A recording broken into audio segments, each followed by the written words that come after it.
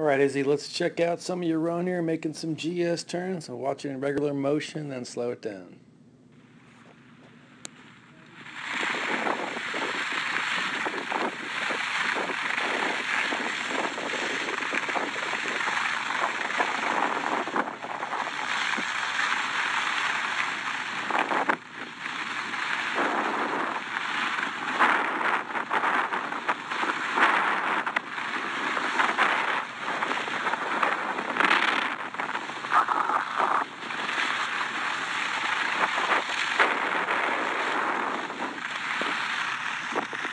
All right, let's check that back from the top and slow this down. So we've been talking a lot about motion with you, right? Trying to get the hips up over the boots at the top of the turn and really getting forward in the front of the boot. And I don't know, I've never really seen this much motion out of you, and maybe it was the camera. And we're on to something. I mean, we do have to change this a bit, but I mean, this kind of coming through the turn and really moving, well, more moving forward than up. Right now you're moving up. That's okay. But we want that kind of motion, but we want it more moving forward along the skis than up. So here you come through, you kind of hang for a while and then pop up, stand real tall, almost to the point of being straight-legged. And then start that turn, come through here, and here you literally jumped off the ground.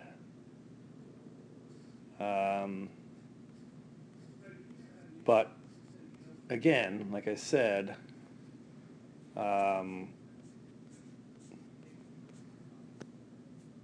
something to work with here. I mean, here's where you really jumped off the ground. And you see here coming up on weighting. That's definitely on weighting, and you literally leaped off the ground. But you know, like I said, this is a good start, and we just modify it. So what do we want to do? We want to come through, finish a turn. We want to move our weight. We want to transfer the weight to the new outside ski, which is currently really your uphill ski right now. So it'd be your right leg in this turn. We want to get our center of mass over that ski and then move forward along it. Roll up both skis on edge, create a high edge angle platform to push against, and move the hip to the inside. So a little less up and down and more kind of moving forward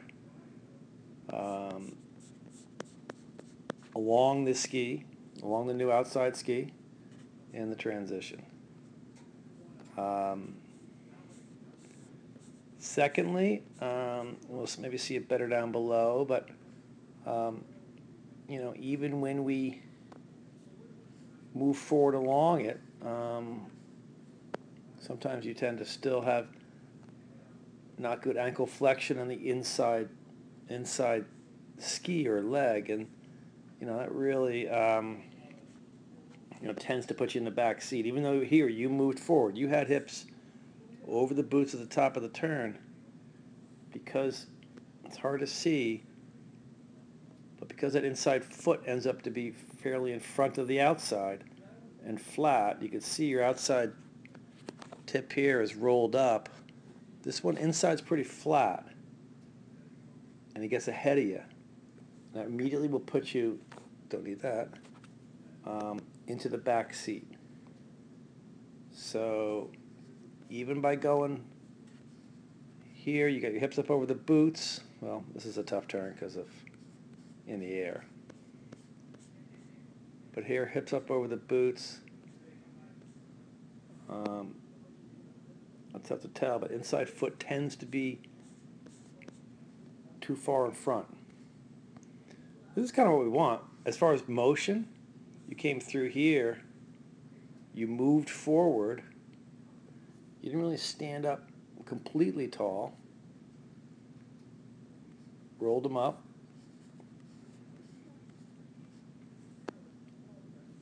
so you're kind of leaning in though on that one, but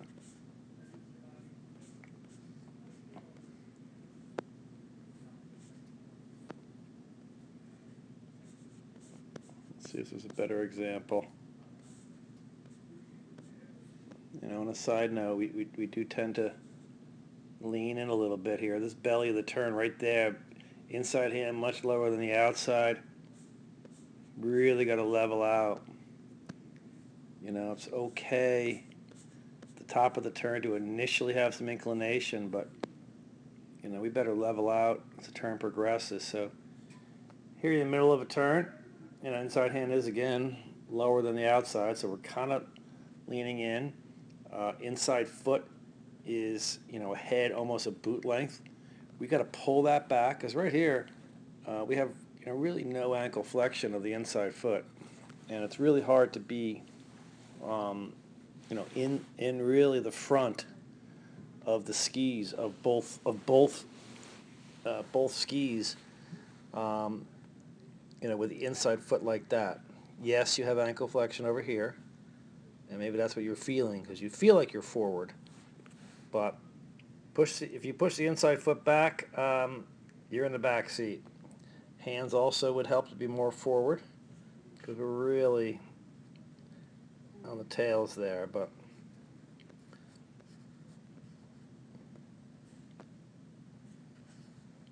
same here.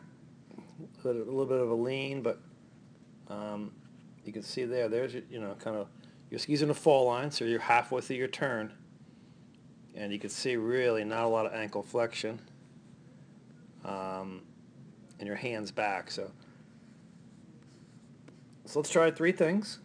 Let's try to we come through the transition, move to the new ski, your new outside ski, which is currently kind of the uphill, but get your center of mass over that, move along it. So moving forward as opposed to popping up. Start that turn, pull the inside foot back, tip it up on edge. Yeah, so we have our feet closer, you know, in alignment. We need ankle flexion in both feet. You have ankle flexion in the outside one, you can see, right? But we need matching on the inside. We got to get those elbows in front of the torso. You put elbows in front of the body, and the hands would be in front. All right, so let's try those three things, and that should help.